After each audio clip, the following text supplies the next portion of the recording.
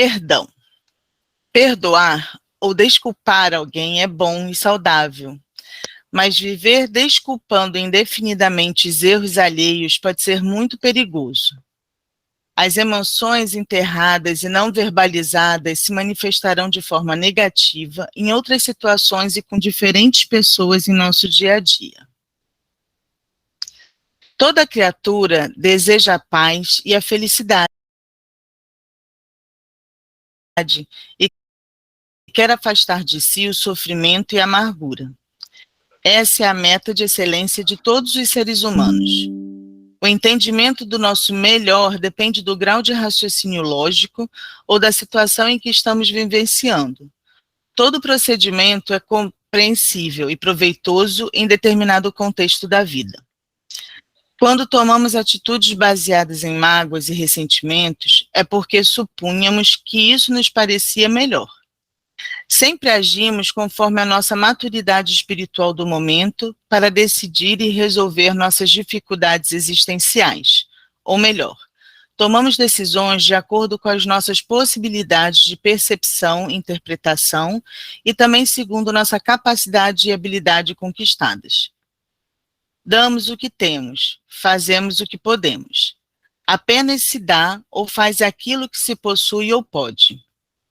Precisamos respeitar nossas limitações mentais, emocionais e espirituais, bem como as de nossos companheiros de jornada.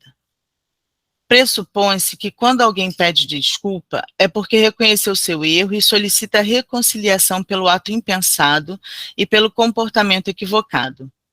Usamos comumente o termo desculpa quando queremos nos redimir perante alguém a quem causamos algum dano ou prejuízo. É a atitude de quem se conscientizou de ter ofendido, contrariado ou aborrecido outro. Em outras palavras, quem pede desculpas quer dizer: retira a culpa que há em mim, pois me sinto responsável pelo mal que te causei. No entanto, existem indivíduos que a cada momento e de forma irrefletida fazem uso da palavra desculpa. Repetem-na sistematicamente durante anos e anos, porém continuam perpetuando os mesmos erros e agressões. Solicitam 1000 desculpas, mas nunca se soltam das amarras das atitudes desastrosas. Pedem com insistência compadecimento e paciência e jamais renovam seus comportamentos, continuam atormentando a vida alheia. Acostumaram-se a pedir desculpas como se essa palavra fosse uma varinha de condão que desfizesse de um instante para o outro, num passe de mágica, todas as mágoas e perdas, afrontas e injúrias, sensações desagradáveis, desgostos e aborrecimentos causados pelo agravo e indelicadezas que cometeram. São criaturas que vulgarizaram o termo desculpa e o empregam de modo automático, repetindo mensagens contidas num livro de regras ou de etiqueta. Não se conscientizaram de sua maturidade, visto que não perceberam nem reconheceram ainda como concretos os atos e as atitudes inadequadas que reproduzem quase todos os dias nos seus mais diversos relacionamentos. Reincidem nos mesmos erros de forma compulsiva, como se possuíssem uma imposição interna irresistível que as levasse a comportar-se sempre da mesma maneira. É essencial diferenciar-se, é essencial diferenciar a desculpa social da desculpa conscientizada. A primeira simplesmente atravessa as barreiras da boca de forma impensada. Pode ser uma manobra ardilosa ou um pretexto para evitar dificuldades futuras diante de situações difíceis. A pessoa recorre a subterfúgios ou estratagemas para conseguir algo. A segunda sai do coração conscientizado, da alma verdadeiramente arrependida. O homem bom, do bom tesouro do coração, tira o que é bom. Desculpar pode ser o início de um novo tempo de convívio respeitoso, mas também pode ser um eterno jogo psicológico em que apenas se amortecem o desrespeito, a brutalidade e o golpe da ofensa. Aquele que pede a Deus o perdão de suas faltas não o obtém senão mudando de conduta. As boas ações são as melhores preces, porque os atos valem mais do que as palavras. Há mais felicidade em dar do que em receber, ensina-nos a narrativa evangélica. Realmente, a pessoa que doa sabe por experiência própria que é mais feliz quando dá do que quando recebe. Não exijamos dos outros aquilo que eles ainda não nos podem dar. O ato de perdoar ou de desculpar verdadeiramente requer amadurecimento e crescimento espiritual, e, por consequência, certo grau de evolução. Perdoar ou desculpar alguém é bom e saudável, mas viver desculpando indefinidamente os erros alheios pode ser muito perigoso. As emoções enterradas e não verbalizadas se manifestarão de forma negativa em outras situações e com diferentes pessoas em nosso dia a dia. Em vez de permitir que alguém nos use e magoe de forma obstinada, estabeleçamos limites e aprendamos a validar nossa dignidade pessoal, desenvolvendo a arte de amar a nós mesmos, para que possamos amar plenamente os outros. Questão 661. Pode-se utilmente pedir a Deus que nos perdoe nossas faltas? Deus sabe discernir o bem e o mal. A prece não oculta as faltas. Aquele que pede a Deus o perdão de suas faltas não o obtém senão mudando de conduta. As boas ações são as melhores preces, porque os atos valem mais que as palavras. Bom, vamos conversar um pouquinho. A primeira vez que eu conversei com o Ismael, eu perguntei para o Ismael se Deus perdoa.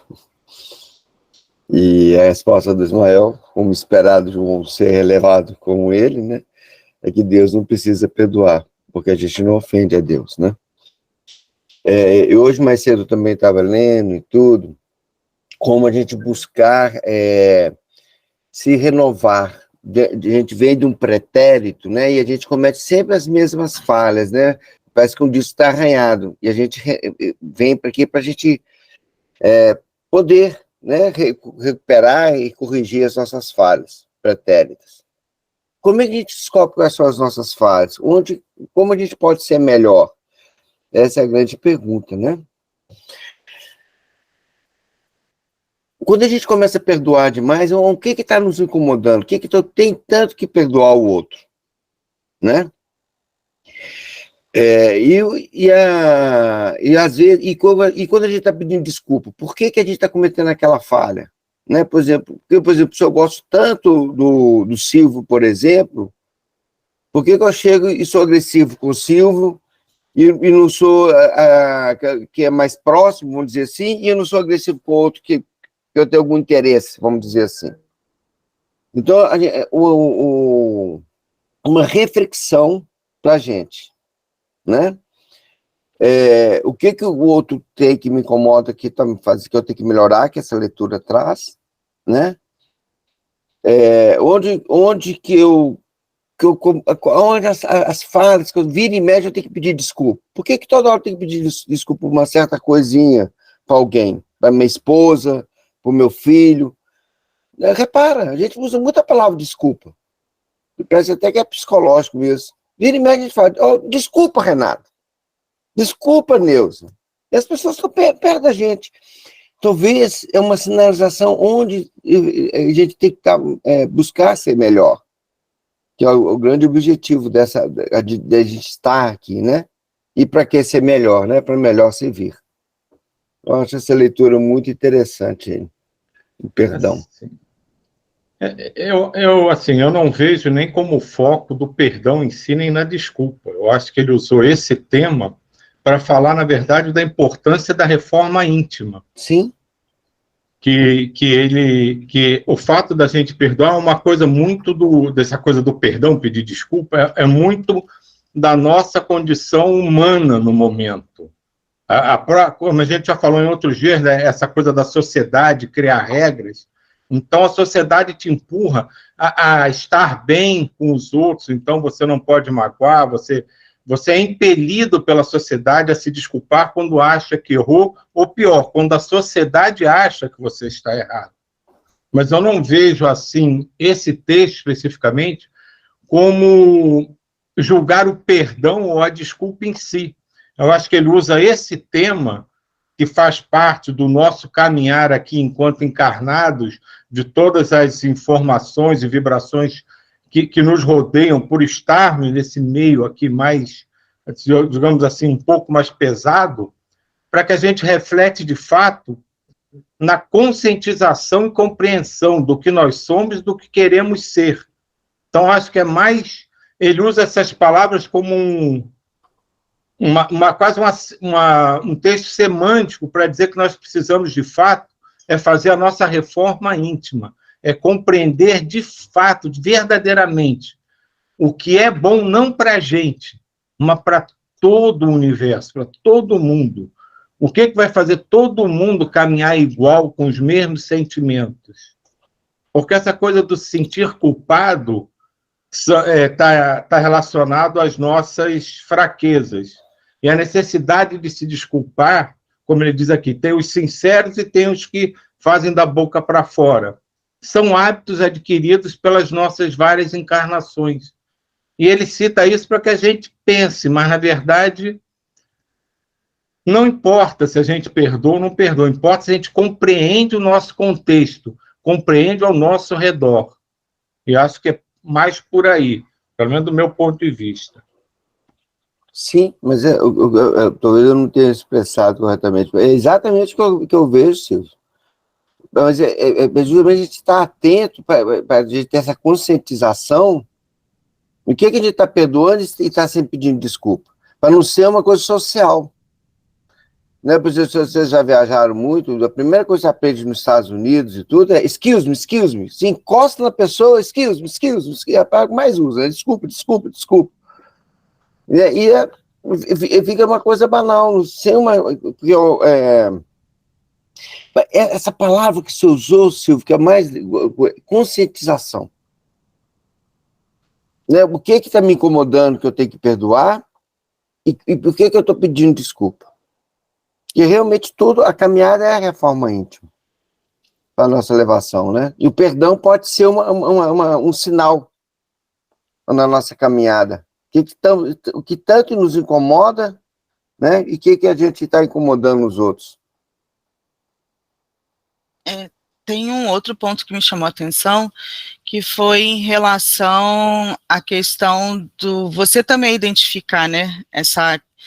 Quando os outros chegam a você pedindo desculpa, enfim, de forma automática ou não, e das pessoas que acabam utilizando dessa palavra para manter um relacionamento abusivo de alguma forma, de você estabelecer limites. Então, porque ao longo da nossa caminhada também, a gente às vezes vai carregando situações e se permitindo, né, levar essas situações, vivenciar, porque a gente também não tem a coragem, ou às vezes não tem a condição de estabelecer esse limite e dar um basta. Cada um está num grau de caminhada, de evolução, mas também você não pode ficar se permitindo que as outras pessoas, elas utilizem desses subterfúgios para ficar agindo de forma incorreta com você. Então, essa parte do limite, que não é fácil, ao longo da vida, você vê muitas pessoas tendo dificuldade de dizer não e de se afastar, às vezes, de algumas situações, mas que é muito importante também no seu desenvolvimento você aprender a saber separar daquilo que é positivo, daquilo que te agrega, daquilo que te ajuda e daquilo que só está ali para te prejudicar, que você não tem condição de ajudar e que, na verdade, só prejudica você. É o mesmo ponto que eu ia falar, exatamente o do estabelecer limites. Porque quando você ou se desculpa muito, ou você está perdoando o tempo todo as falhas do outro, você não está estabelecendo um limite ali. Porque o outro é capaz de te magoar, e você não tem limite. E tem muitas pessoas e muitas situações que as pessoas estão fragilizadas e outro que vê essa fragilidade se abusa disso. Então, acho que nesse texto esse ponto também me chamou a atenção. Das relações abusivas, né, que acontecem muitas vezes. Esse ponto também era um que eu ia colocar, que era essa relação com o outro mesmo, quando a gente perdoa, perdoa, e tá ali quase que como numa linguagem, mas que acaba que vai deixando determinadas feridas, né, que ele até coloca que depois acaba ouvindo de forma forte como uma ação reativa, ou acabando somatizando em processos internos, em doenças. E um ponto que eu acho que também é muito bacana, que na sociedade a gente deve desenvolver bem mais esse aspecto, que é o da comunicação. Essa troca, esse conversar, o escutar, e, né, vez por outra, eu estou sempre falando, ainda mais na segunda-feira, porque trabalha muito com isso, a comunicação não violenta. Porque era algo que eu acho que seria muito importante que nas próprias escolas, que as pessoas elas passassem mesmo se aprofundando cada vez mais na comunicação, no diálogo, escutar, ver o que o outro está sentindo e procurar se harmonizar com a pessoa, sabe? Então, é importante esses limites, é importante também essa comunicação, aonde as pessoas elas conseguem dizer o que estão sentindo e chegar num ponto de equilíbrio. E eu já contei aqui também várias vezes de uma experiência que eu tive em uma comunidade, que é o Yamagishi, né, que eu falei do Kensan, que é um dos pontos principais lá, que é essa comunicação, aonde as pessoas elas não têm posse dos próprios pensamentos. Então, a ideia ela é expor mesmo, falar assim, olha, isso aqui eu não estou gostando por conta disso, e se trabalha o tempo todo com essa comunicação, com essa troca, para cada vez mais conseguir se harmonizar, sabe? Então esse é um ponto que eu gostaria. E um outro ponto que está muito ligado com o que o Silvio e o Rômulo falaram da reforma íntima, que é algo que é esse perdão que a gente usa na sociedade, e no final ele coloca esse perdão para Deus, né? Às vezes nas preces a gente, mesmo que não use a palavra perdão, a gente entra em comunicação e de alguma maneira a gente pede um perdão ou um auxílio em determinados pontos, só que lá no fundo a gente não está fazendo todo o esforço para sanar com aquilo, né? Se perceber, quase sempre são padrões parecidos, mesmo que sejam em situações diferentes, mas é um mesmo padrão que ele acaba se repetindo, de modo que no mundo maior a gente entra em sintonia e pede auxílio. Então, para a gente nos conscientizarmos mesmo dessa reforma íntima, desses pontos que são pontos fracos, que acaba que a gente vai recaindo e recaindo, sabe? Eu ia até falar, né, que duas frases que reforçam exatamente o que você falou, que me chamaram muita atenção no texto. Uma é essa que está aqui, né, aquele que pede o perdão a Deus de suas faltas não obtém, senão mudando de conduta, que é exatamente o que você falou, e sobe só um pouquinho. Cadê? Aqui, reincidem nos mesmos erros de forma compulsiva, como se possuíssem uma imposição interna irresistível que as levasse a comportar-se sempre da mesma maneira. Isso é o que a gente tem na gente. A gente repete os nossos erros, por quê? Porque é aquilo que a gente traz. A gente não traz no nossa constituição, de fato, as nossas aspirações, o que queremos ser, mas sim o que somos. Então, por isso a gente repete os mesmos erros, porque a gente não se livrou daquelas coisas entranhadas na gente, né? Então, a gente pode ter uma conduta que muitas vezes até ela é escamoteada pela sociedade ao nosso redor, que nos impõe uma fantasia, uma máscara, mas o nosso íntimo vibra diferente. A gente já viu isso em vários textos. Então, essas duas frases, eu acho, se me tocaram muito dentro de toda a importância desse texto, porque mostra a essência do que somos. A gente pode até se esforçar, mas a gente sempre cai por quê? Porque a gente não cai, na verdade. A gente deixa escapar o que somos na realidade.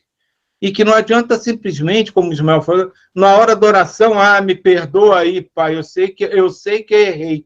Tá. Se a gente não mudar a conduta, ele ouve, dá um okzinho para a gente, mas continua do bracinho cruzado lá esperando. Tá bom, vou te perdoar sim, mas faz primeiro a tua parte. Aí a gente conversa. Gente, essas leituras são leituras de conscientização, né? Conscientização. Nossa, que rico.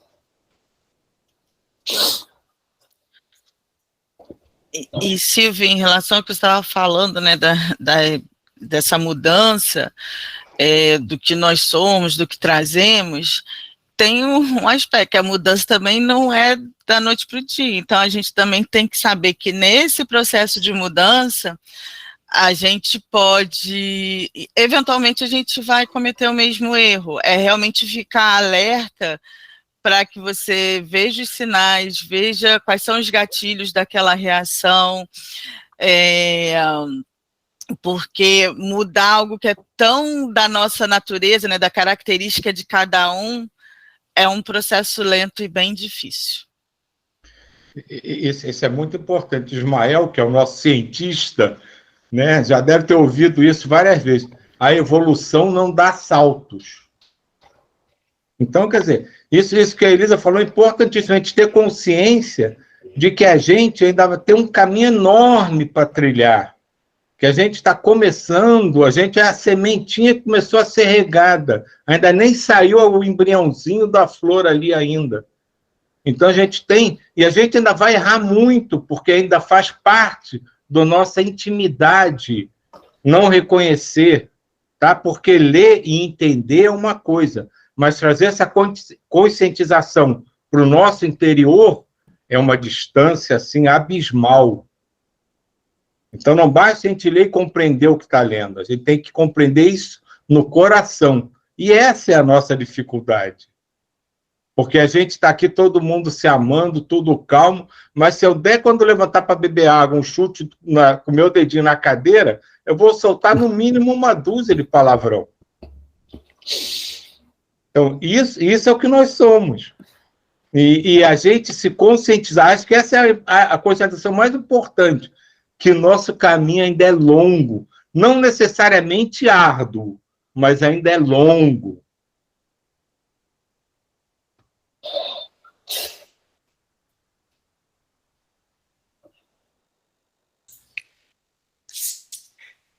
Diga, Rômulo. Estou aqui que a evolução não dá saltos. E eu voltei lá para a história do monge, da Neuza, que estava varrendo, né? O monge queria ter a sabedoria do mestre, a iluminação do mestre. Vai varrer o terreno aqui, né? Vai varrendo as suas faltas, vai varrendo sua alma, varrendo seu coração. E eu estou lembrando aqui agora da fonte, né? Que a gente todo dia vai na fonte, nos banhar daquela água cristalina, buscar a purificação, né? E a gente acha que Deus perdoa tudo, né? Essa leitura que fala que perdoa, se você tiver uma mudança, né, de comportamento, o negócio de você continuar repetindo as mesmas falhas não vai ter. Essa conscientização, gente, é difícil. Porque a gente enxerga o cisco no olho do vizinho e enxerga a traves nos nossos olhos. Leitura rica. Muito para... eu estou tentando... Depois eu ainda vou conversar mais sobre o aglomerado. São os aglomerados, gente. Porque as leituras, elas se entrelaçam. As leituras, elas não estão soltas. Elas se entrelaçam de uma maneira... São os nossos aglomerados aí, ó. São os nossos aglomerados que a gente tem que trabalhar. Agora e o começo em se auto-perdoar, buscar uma mudança de comportamento, né? Uma conscientização, para vencer esses aglomerados, né, Ismael? E olha a grossura do aglomerado. Agora vou dar uma coisa para vocês pensarem. Suponham que nenhum de nós mude o nome, que a gente seja todas as nossas próximas encarnações mantendo o mesmo nome. Vai ter um momento em que você vai ouvir, onde você estiver, qualquer um de nós, alguém fazendo uma oração e pedindo perdão, pedindo desculpa, pedindo ajuda, ao Cristo Elisa, ao Cristo Neuza, ao Cristo Rômulo, ao Cristo Ismael, ao Cristo Silvio, Sânia, Solano. Esse é o nosso caminho. E não é o nosso fim, porque a gente não tem ideia do que se evolui acima disso. Mas a gente já sabe que o Cristo... Faltou meu hoje, nome, hein? Andréia, o Cristo Andréia, o Cristo Guilherme. Faço questão. Então, isso a gente sabe que existe, né, na nossa capacidade de entendimento, né? E isso a gente sabe que a gente vai chegar lá. Um dia, em que mundo, em que época, seremos Cristos. O que vem depois disso, a gente não tem a menor ideia. Mas a Cristo a gente vai chegar. Quanto tempo vai levar? Aí realmente depende de cada um. Pouco tempo não deve ser, mas então, isso resume tudo que a gente está falando aqui. A coisa vai e volta, a gente pensa que vai e volta, aquela coisa da espiral, né, que parece que volta, mas não volta, e não para de subir. E é exatamente esse é o nosso caminho. A gente, às vezes, acha que perdeu tudo que aprendeu, voltou a estaca zero. A gente nunca volta a estaca zero. Na verdade, eu acho que esse movimento de retorno é para a gente relembrar e se conscientizar com mais força do que a gente já aprendeu. Aí começa uma nova fase de aprendizado. Aí volta, aparentemente, para trás para a gente ver o que a gente realmente já aprendeu e continua aprendendo. E assim vai. Interessante. Vamos então, gente,